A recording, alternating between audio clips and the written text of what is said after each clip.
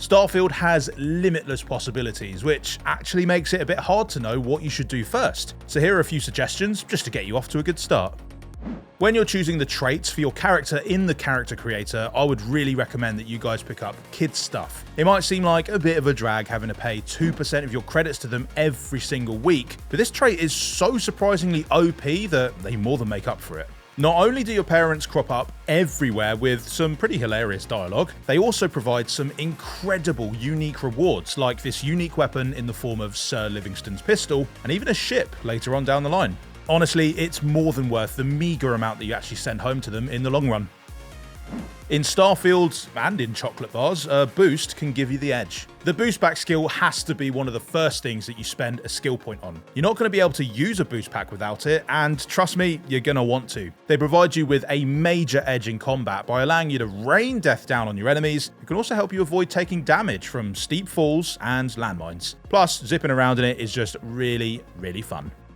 Now, the boost pack is brilliant for getting you airborne, but when you're down on the ground, sometimes you're going to want to step lightly, and that's where the stealth skill comes in handy. You can still sneak around all over the place without it, and you'll still get the same damage buff when attacking unsuspecting enemies. However, you won't have an indicator to let you know how aware of your presence the bad guys are, making it a whole lot harder to remain undetected. And since you won't always want to go all guns blazing, this skill should also be high up on your priority list. After a couple of hours, you'll eventually get to Constellation in the city of New Atlantis on the planet Jemison. Explore this city, because there are loads of great quest opportunities here that provide some early credits, and not for much effort either. One thing that you should prioritize is heading to the Settled Systems News Network building, or SSNN, and talk to the lead researcher at the front desk. You can actually tell her all about the first mission, omitting or inventing as many details as you like for credits. You'll then open up a quest line which alerts you every time you've done a quest that you can report back to them with more money. Also in New Atlantis, you can find the United Colonies building, where you can join them and take advantage of their ship simulator. You don't get XP for this, but you can get good risk-free practice in. Galbank is also worth a visit too for some good old-fashioned debt collector missions, but be warned, some of them might be a bit too tough at this stage. At your earliest opportunity, you should head to Sidonia on Mars. When you walk through the plastic sheets, head to your right and you'll see a mission board. These are great for getting credits very early, but avoid the combat ones for now because they might prove too difficult at an early level. Instead, just go for the ones like this, where you're ferrying around worried little settlers or miners across to other planets or systems. These are really low risk and add more transport options for your star map so that you can utilize fast travel later.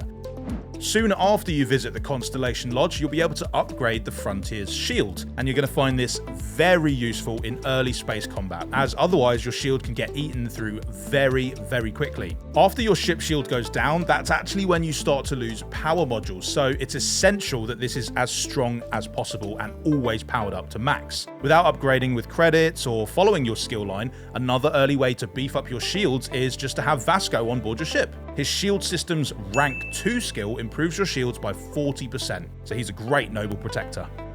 But let's say you do fancy the dosh to upgrade your ship early. One way you can get loads of credits really quickly is actually by surveying planets. But there is a specific kind that you can start with to get them even quicker. Normally, you'd need to land on a planet and scan enough of all the resources, flora, and wildlife. But if you start with planets you can't land on, you'll get way more. And that's why you should target gas giants. There's one in the Alpha Centauri system and 2 in Sol, which are very close by. So go to their orbit, open the planet map, press LB, and voila, a survey data slate that you can sell at your earliest convenience.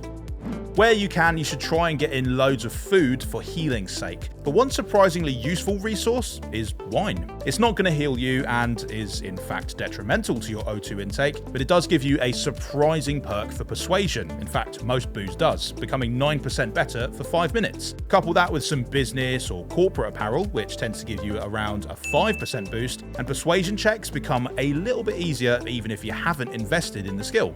When picking items up, prioritize digipicks, med packs, and ammo. Guns and weapons are nice, but can be a waste of mass unless it has any major perks associated. You won't need resources until later, and even then, only if you're really thinking about building, so don't worry about picking up all the iron nuggets in the galaxy, because they're just going to weigh you down. So what tips do you guys have for new explorers? Let us know down in the comments, and stay tuned for more Starfield tips and guides. See you in the stars. Bye!